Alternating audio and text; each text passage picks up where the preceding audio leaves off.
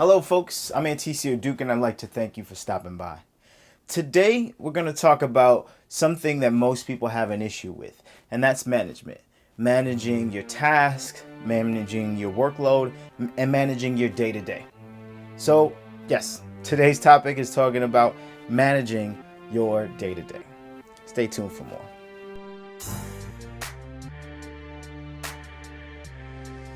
Hello and welcome. Today's topic we're going to discuss is based on a book called actually Manage Your Day-to-Day. What is it? Build your routine, focus find your focus, and sharpen your creative mind. I don't know. I'm out of it today. I'm not managing myself. But this is actually written by Scott Belsky, who is actually a creative founder of 99U, which is a huge creative conference in NYC. I volunteered there heavily, so definitely check that out. And also for Behance, the creative portfolio site, one of the largest in the world. So I definitely recommend that you check out Scott and sort of the 99U and Behance sort of elements. You gain a lot from that. So again, today we're going to touch base on a few different points of interest. It's a practical guide, so what I'm going to give you is tangible things to actually implement in your own work, life balance, and for your projects going ahead. So today we're going to talk about a few key points. One would be to build renewal times throughout your day. This would actually help you recreate and retrain your focus. And I say that for two reasons. After indulging and reading this book, but then knowing personally, for two reasons. One, we're human beings. We're not computers. We are designed to have rest and recharge and refocus integrated in our lifestyles and our work days.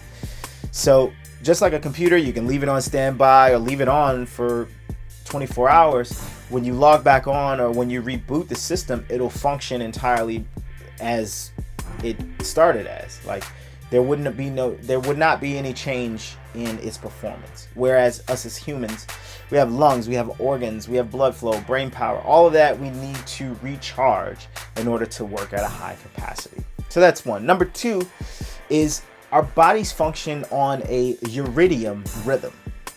And what I mean by that is, like, scientifically, our bodies are able to function at a high capacity of 90-minute intervals within a period of time. So again, 90-minute intervals is what your body can function at a high level. After that 90-minute window, you start to get fatigued and your energy level depletes. So people counterbalance that with coffee, with sweets, with energy drinks, things of that nature to enhance that and try to push them forward.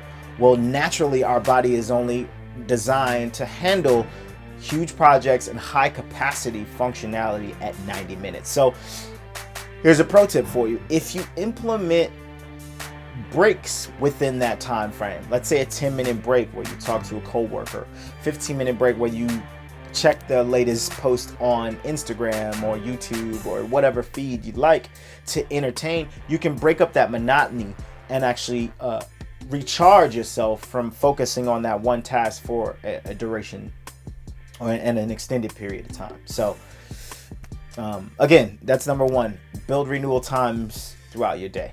That actually sort of is a catalyst to the second point of interest, and that is positive distraction. When you hear the word distraction, there's a negative connotation to it.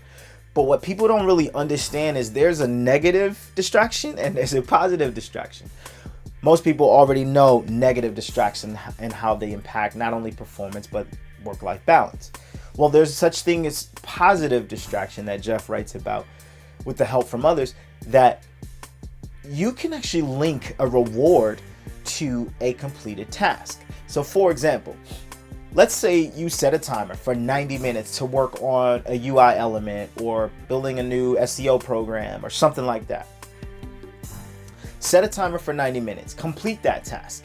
At the end of that task, link a reward to the completion of that task. That could be, as mentioned, surfing the internet.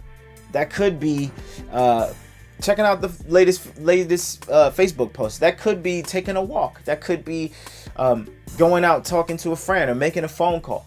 But you link something positive, a reward per se, having a cookie, whatever. You link something positive as a reward to the completion of the task, which would actually be a positive distraction from you focusing entirely on that task. You see how 1 and 2 are intertwined? They actually link. They kind of go together. And the last point I'll make today, but not the final, would actually be embracing limitations. And what that means is accept what constraints come to you. So if you're working on a project, let's say your client says, hey, I want you to design this website and I want you to put it on, I want you to not use WordPress, right? WordPress is a blogging choice platform. Mostly CMSs are run off of that. I don't want you to use WordPress, but I want you to use Jekyll.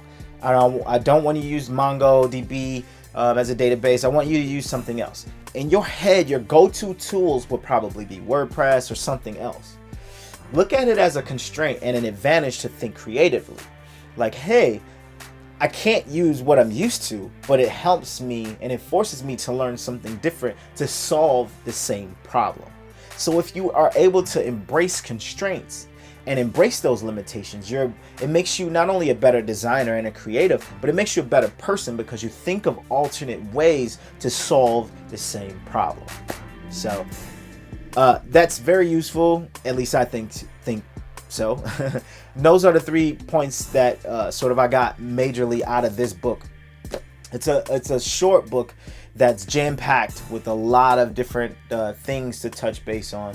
You could probably read this in a week, but applying the practical tips that you get out of this would be a lifetime skill, and you need those daily. So some other points of interest that you could get from this book by reading it on your own would be, 1, defining what finish looks like. So defining finish before you start. And what that is like being able to say, this is what the end result could be, and this is what I want it to look like. This is how I define what completion is. It'll save you a lot of headache throughout the process because you know what that looks like before you even start. Another one would be practice unnecessary projects. So let's say you're trying to be a photographer, right? But you don't really have the skill set to do it, or you're still learning. Go out and create a project. Create a project on your own. Let's say it's shooting in motion, shooting people in motion instead of still. You're creating a project that'll help you learn a different skill set.